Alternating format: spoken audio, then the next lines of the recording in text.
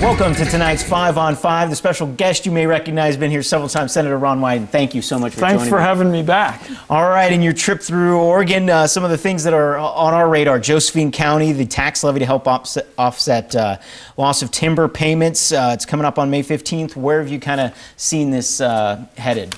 Well, look, of course, the key is to pass the timber payments legislation in Washington, D.C. I wrote this bill back in 2000. It's brought Oregon about $2.5 billion, and we were able to get the Senate to actually pass a one-year extension.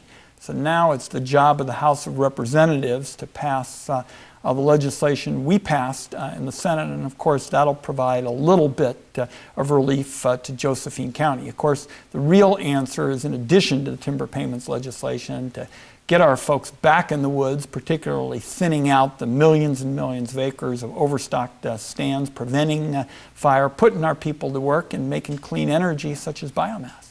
I was going to ask you about that, the thinning. There's some people that's still on the side of they want to clear cut, they want to use it up. Others, no thinning at all. Do you feel like that's really an area where Oregon's working together to use the resource that we have, but use it in a responsible way? I think we've made a lot of progress towards multiple use on our public lands. That's the approach that I favor. And I mean, the fact of the matter is, these fires that we're seeing, and I'm concerned that this could be another dry year, and these fires that we're seeing, they're not natural fires, they're infernos coming about as a result of years and years of neglect. We've got to get our people back to work in the woods, thinning those overstocked stands out, and making sure our people have good paying jobs.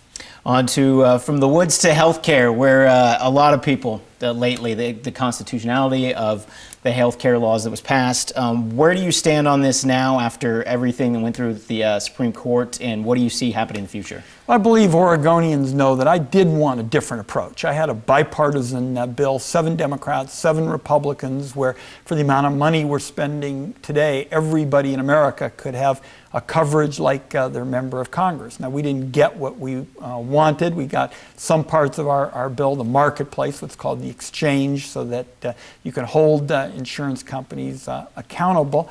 And I think the big decision is, if all you do is throw the bill out now, you go back to the days when the insurance companies can discriminate against anybody who isn't, healthy and wealthy. And I think that would be a big mistake.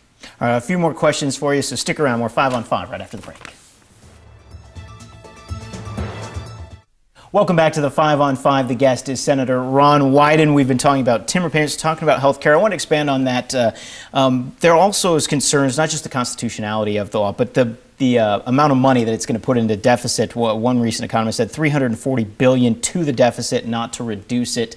Do you see a way that there can be a plan, something that can come out of this and not cause a huge increase in the deficit? Well, certainly a lot more has to be done to contain health care costs. To give you a couple of examples, I strongly believe that it's time to lift the restriction in Medicare that prohibits Medicare from bargaining to hold down the cost of medicine. I mean, nobody would go to Costco and buy toilet paper one roll at a time, yet Medicare is barred from taking steps to hold down the cost of medicine for seniors. I also have advanced a bipartisan approach that shows that a significant number of the people with chronic disease, heart and stroke and diabetes, could get cared for at home rather than what we're seeing as something that's more expensive and less of what they want, which is to go to institutional services. So there is no doubt that in a healthcare system where we're spending more than $2.5 trillion a year, there needs to be more cost containment, and I've just suggested several approaches I'm working on. You mentioned the word bipartisan. For Oregonians here, we maybe don't get a chance to take a trip to Washington. Tell us what it's like there, what you might see after this election, how important it is that the two sides who seem so far apart. Do you see it? You're there all the time, getting any closer, and what do you see for the future after this election? The one hallmark I want Oregonians to see of my time in public service is to try to focus on bringing both sides together. For example, to me, right after the election, Senator Dan Coates, he's the Republican senator from Indiana, and I have the first bipartisan tax reform bill in a quarter century, where you go in and clean out some of those special interest tax breaks, use the money to hold down rates for everybody and keep progressivity. It's a little bit of an updated version on what a big group of Democrats and Ronald Reagan pursued in the 80s, and that created 6.3 million new jobs in 2 years. So the big issues like tax reform have to be dealt with with a bipartisan approach, and that's what Senator Coates and I are advocating. Quickly, some of the things that you're going to be discussing in the town hall, what you hope to learn from Oregonians coming up here. We've been out and particularly focusing on jobs. I mean, Oregonians want to know what's going to get some relief for Oregon communities now, and probably the one area that we could move on quickly is a transportation bill.